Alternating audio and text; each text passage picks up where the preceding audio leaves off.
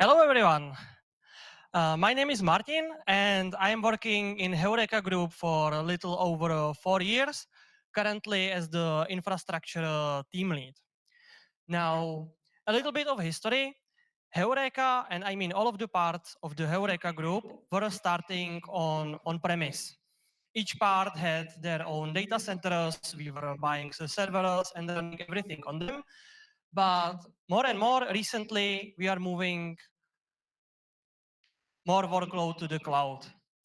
So we went from budgeting the on-premise infrastructure to need to budget the cloud one as well.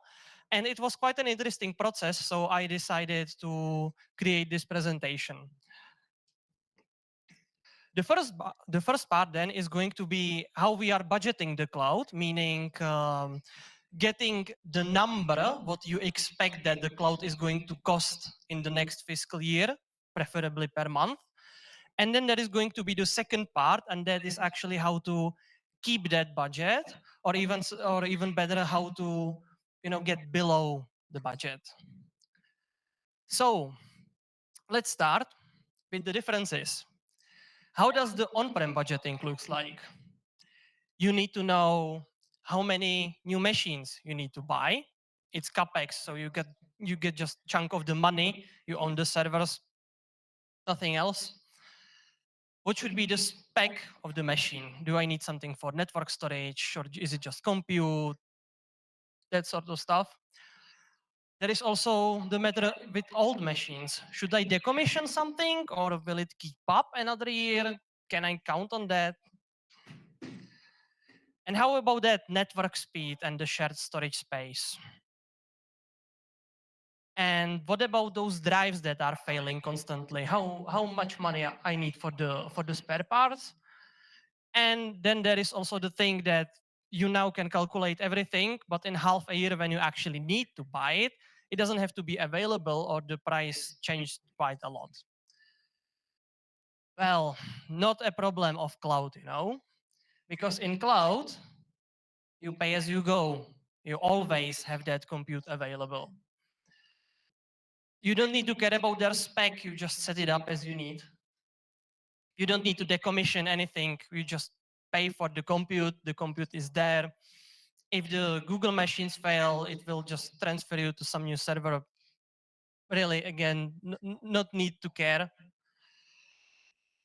The same with the storage and network. It's usually go per family of the machine or the number of CPUs. No need for spare parts. And yeah, the availability and price can differ in cloud as well, but you always have the alternatives available, and the alternatives are available immediately. You don't need to really wait for them. So that's great, right? Cloud solves this all.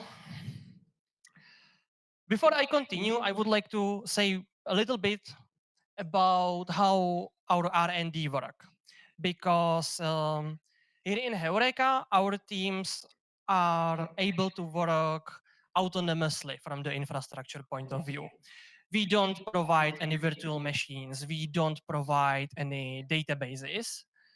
We provide a shared Kubernetes clusters. We provide tooling. We provide monitoring. But developers get their own namespace for the project. They get their own GCP project in the project, and they can just deploy anything they want. You need Cloud SQL? Sure, take it. You need to deploy another 100 pods? Sure, go ahead. So we have this very dynamic environment where we as the infra responsible for the budgeting of the cloud don't have any direct control on the workload that's actually running. So, like we said, the cloud solved all of the budgeting problems for us, but cloud is abstract, and especially its compute. Like, for the developers, they didn't ever need to care about this. They just, created their application and it was running somewhere. It wasn't their problem to be responsible for how much resources it needs. The workload is unpredictable, and especially its price, because now you can use the auto scaling inside the Kubernetes, horizontal auto scaling, vertical auto scaling, and of course, on top of the managed Kubernetes, you have the node auto scaling. So it's very dynamic, it's unpredictable, and also there are dependencies. I mentioned that, for example, we as the infra team are providing observability stack, metrics, logging, tracing, what you think of. But the price for these services are directly dependent on the developer services. The more pods they are running, the more they are logging, the more metrics they are having, the more expensive is the monitoring. So we can't really say, hey, monitoring is going to cost this. So how to budget all this mess? What we tried. Right now, we are using cloud more extensively for fourth year, more like fourth, because for the first year, when we decided to adopt the GCP, we tried something we called T-shirt budgeting. So we defined T-shirt sizes, we put some money on top of them, and ask developers, hey, where do you think your service is? Um, we didn't have any previous data. Developers didn't need to do anything like that ever. We were completely new to the cloud, and it was a disaster, sort of, because like you would expect, everybody over budgeted their workload. So the amount of money that ended up in the end was unreasonable. I think it was cut by either a half or a third by management, and it somehow worked out. It was a lucky guess. So second year, t-shirts didn't work out. Let's try it directly with money. There is GCP calculator. We can try. So we had some data, but we weren't able to put a price tag to a service because, again, sometimes there were 2 pods, sometimes there was 20 pods. Don't even get me started on what was running on spot instances, what was running on stable instances. That's, again, completely different. And again, everybody was over budgeting because, hey, if I put more money and don't spend it, I would get praised, right? But if it's the other way around, I would have my boss on my neck. So there was a cut applied again. And again, it wasn't really ideal. But let's go for what actually worked for us. So actually, the workload inside the GCP, if we exclude the compute, is not that hard to budget. Usually you have a Cloud SQL, you have it in some very specific tier, it's staying in that tier, so it's quite static. You may think a little bit more about traffic, number of requests, or the storage space, but it doesn't change the price much. So that's the GCP that actually was working out. But now what to do with the shared compute? The approach we have taken is that we created some kind of abstraction. We were, well, called compute unit, as you would expect. We defined the compute unit as one CPU or 4 gigabytes of RAM, depending on what's higher. And depending on the usage or the request on the Kubernetes, we are able to calculate this compute unit per namespace or per service. We also had, since this compute unit is calculated from the Kubernetes metrics, we actually had historical data we could apply this to. And so we were able to show developers how many CUs they are actually using. And based on this historical data, they can better guess what's gonna happen in the future. Developers knows their service best, how it will change or what the change might cost. What we've also came up with is something like taxing shared services, because like I said before, things like observability, Mimir, Loki, and others are heavily dependent on the usage of the developers. So the approach we are using is that we calculate all of the CUs except for the namespaces where the shared services are. Then just take the price for the Kubernetes project divided by the number of CUs, and that's the price for CU. And therefore, the shared services are, are as a tax put there, just extra over the price. It's not always fair. You I don't see any way how it actually could be fair because you never know. You can say how many active series, for example, the service is exposing to Mimir, but then you don't know what kind of queries the developers teams are doing, which is also increasing the price. So this is how we went with it. The one question there is the networking. The observability of networking inside cloud services is just terrible. So we are doing just guesstimate.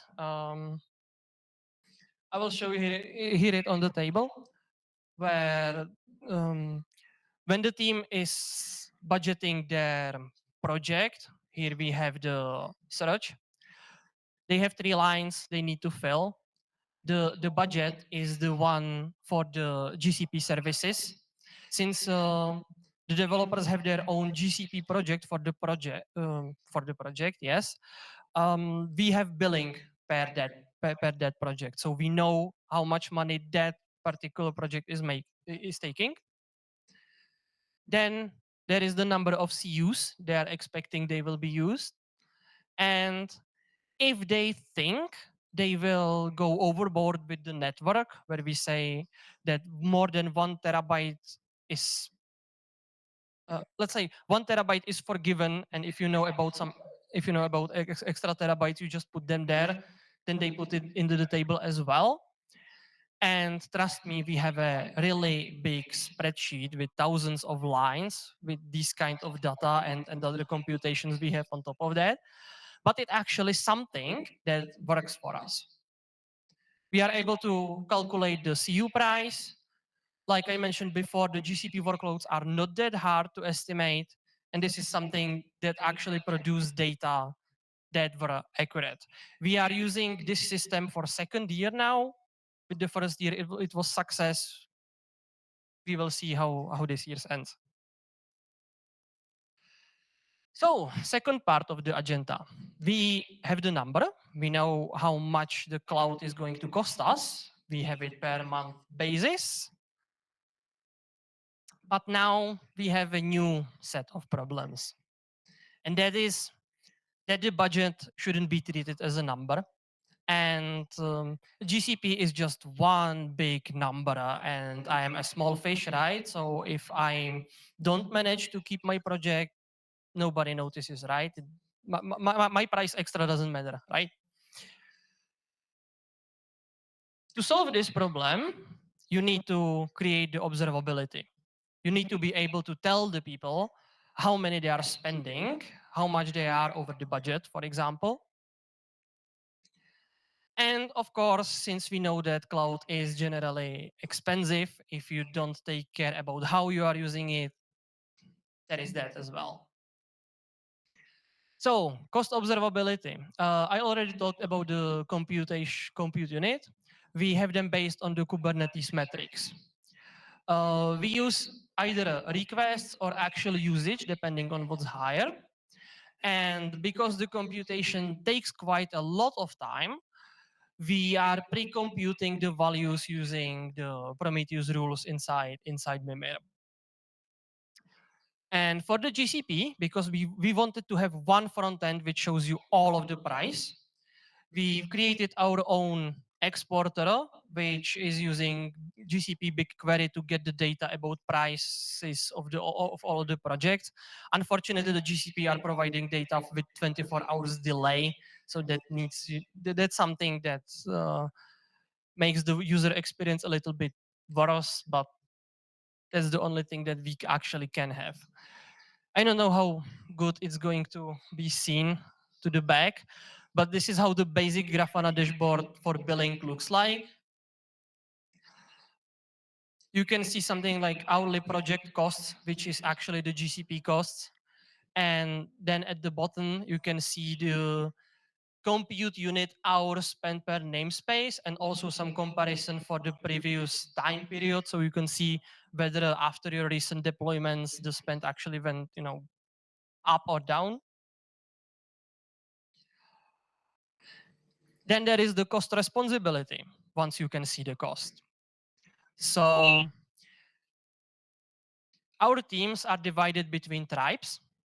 And each month we take the overall Google Cloud cost, take the data we have from our billing, and we are reinvoicing the cost for the cloud to the specific tribe based on their actual usage. Which means the bosses of the tribes see whether they are over budget or under budget. Bosses of the bosses see how the budget looks like and can put some pressure in case it's needed, which means out of the blue, people care. We also have some internal rules that teams must monitor their spend. Since it's all inside Mimir as metrics, you can actually put alert on the price if the price change, for example. But this one is really hard because, for example, now the Christmas season is coming. Heureka usually have over more than 50% of requests during this season, which means the price is going to be higher, but so is the revenue. So what to do with that? We tried some calculations like price per request, price per search, and as long as that price per search doesn't move, it's fine, because if I have more searches but price per search is the same, that's fine, that's regular traffic. But this part is really hard. Some people from Heureka also went to some other FinOps conferences, and they confirmed that the two important things for keeping the FinOps mindset is that people need to see it. And I successfully forgot the second one. Doesn't matter. Directory services are your friends. Yes, this is a little bit thanks to our IT. Since we the labeling, yes, thank you. You need to know who is spending the money. We are using GCP, so we are using Google Cloud groups for accesses, and we have these groups synced from the Microsoft Active Directory. And since it's Active Directory, we can put some extra fields in that. And since we are doing everything infra as a code, both the GCP project and the Kubernetes namespaces, we can get the data from the Active Directory and put it as a label to both namespaces and the GCP. And it also eases a lot to get the billing, per tribe and doing the invoices. Also, every month, we are doing something we are calling FinOps Police.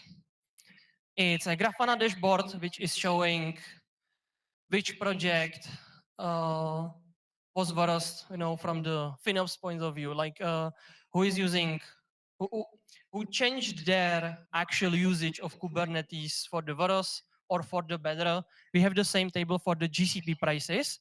So each month, the developers can see, hey, my project is 50% worse. What happened? Is it expected?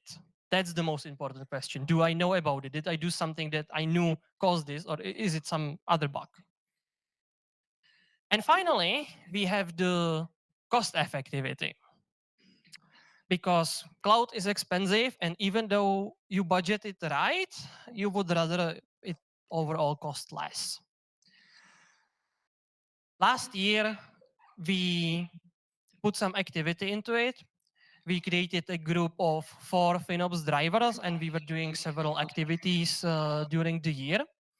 The activities was about, for example, defining fincidents and doing FinOps postmortems. Like if somebody does a bug and it causes to lose some money, something costs more, it is treated as a regular production incident because it just leaks money really fast. We also defined the ownership of FinOps inside the teams and created general tips and tricks. But the important thing was to create the FinOps mindset for the developers, that they shouldn't just think about the feature or how stable the service are or how fast they are going to program it, but they should also take the money into consideration. The pinnacle of these activities was FinOps Hackathon. We had almost exactly a year ago.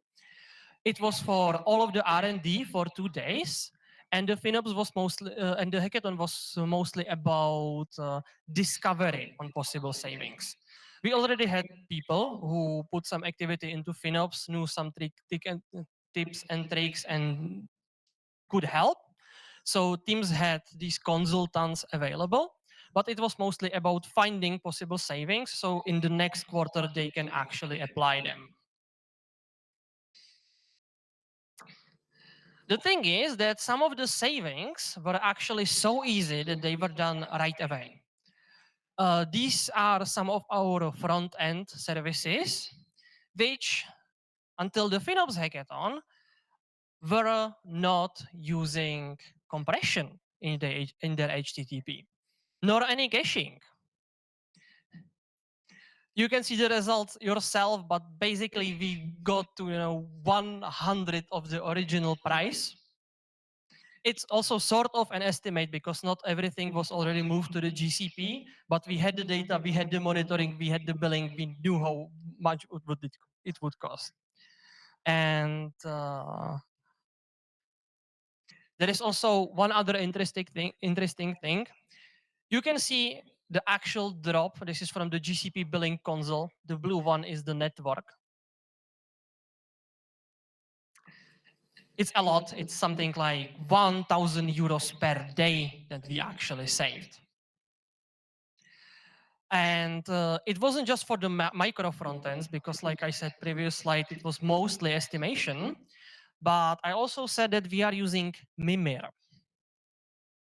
And Mimir in their or other way, our Kubernetes cluster is multi-zoned, and we were running Mimir on it.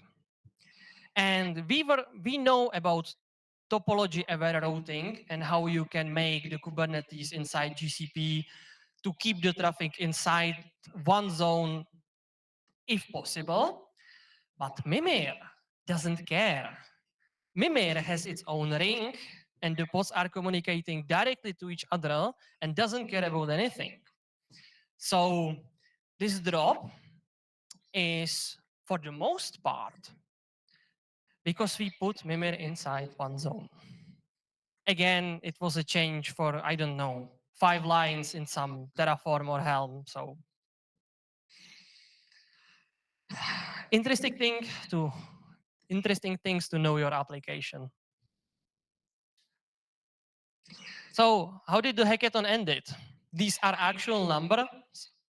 The blue one is what was budgeted. The red one was the actual spend. So you can see we didn't hit it exactly with the budgeting process, but we were pretty close. But here we started to talk about the FinOps. Here happened the hackathon. Yes, it was December. And this is the spend since January. So in the end, even though for the whole fiscal year we were above the budget, we actually saved some money.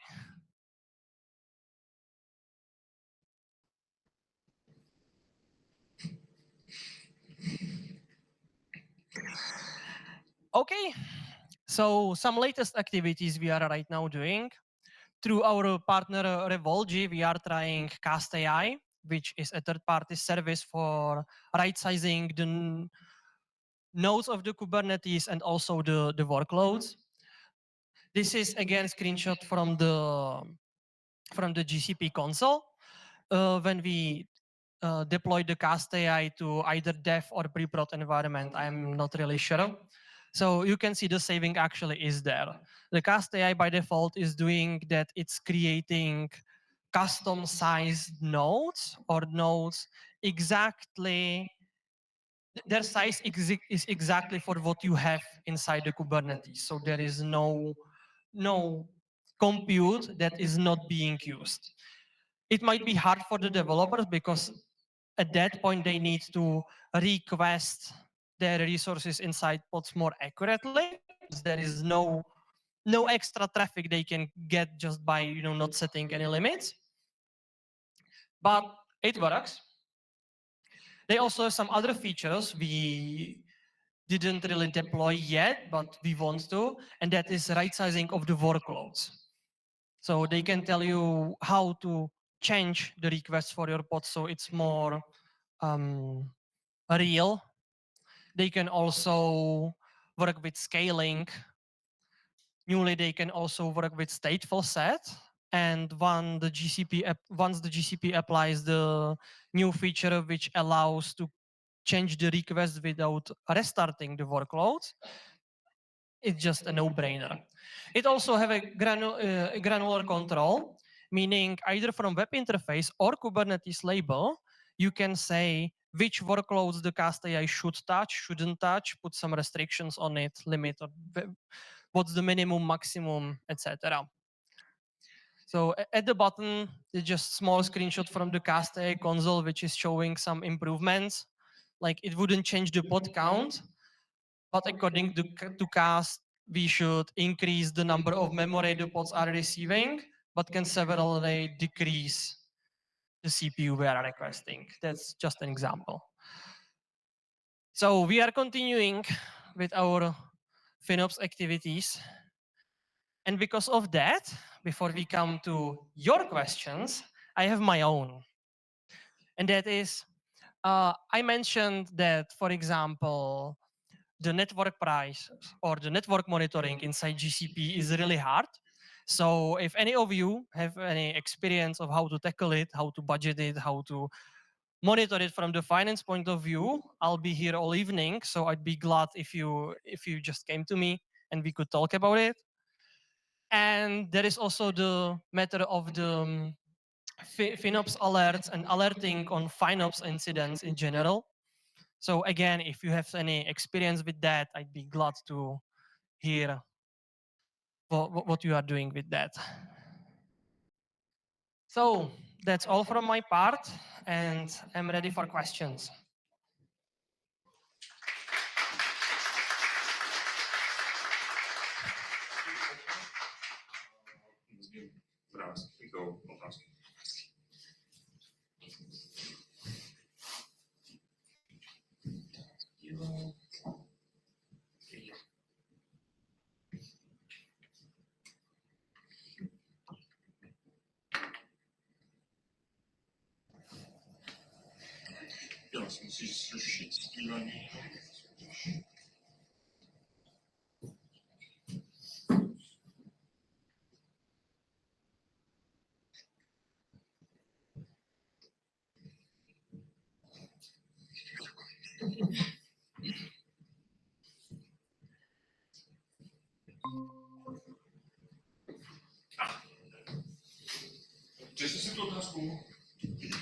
So why did we choose GCP? We get this question a lot. Before we decided to go for the cloud, we did have small projects. We were just touching it with 2 meters stake to see what happens, and we have our partner Revolgy, and we were solving, or the other way around. We are using Google Workspace. We were using it even before the GCP. Therefore, we decided to try the GCP.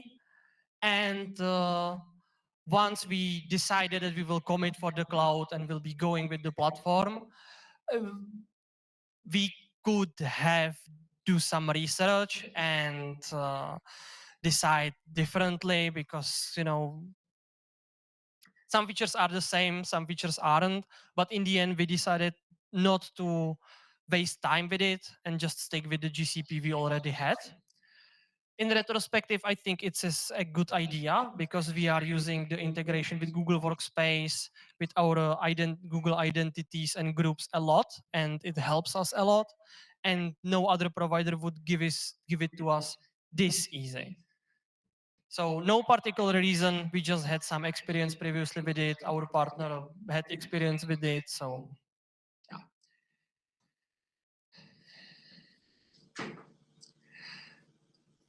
Wow. Okay.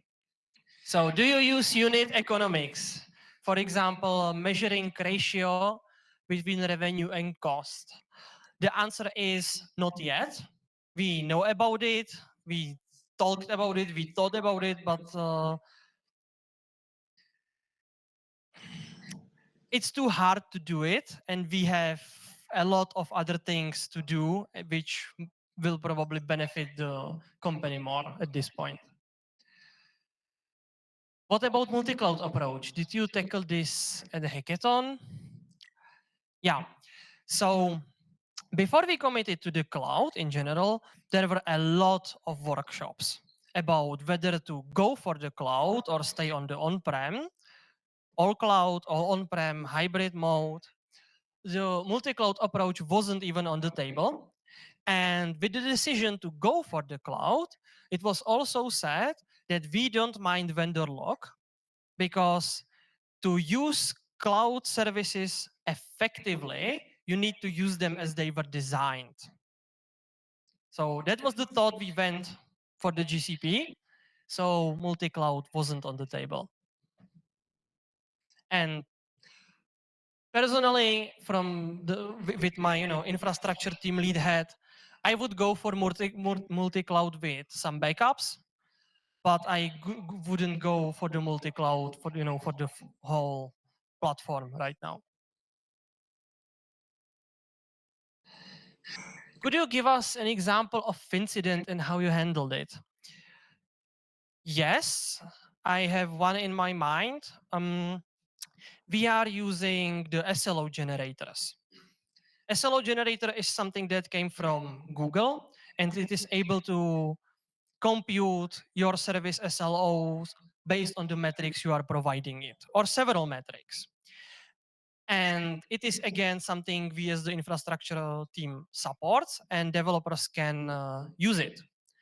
The thing is that developers don't know any restrictions.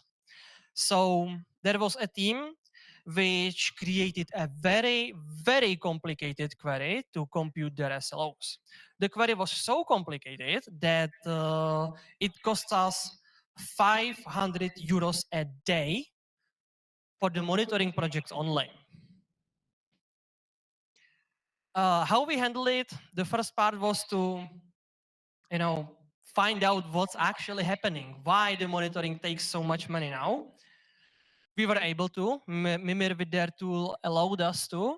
So we found out, we disabled the SLO rule, we went to the team, explained them what happened, and then we decided to put limits per tenant on Mimir, just so it doesn't happen again.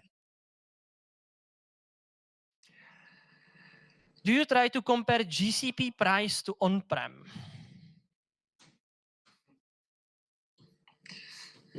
That's a tough one because on the on-prem, you also need to count, let's say, the people. From my personal perspective, cloud is great for things like databases, for example, all kinds of databases. And on-prem, of course, is very cheap for the compute because you just buy the server, it's running.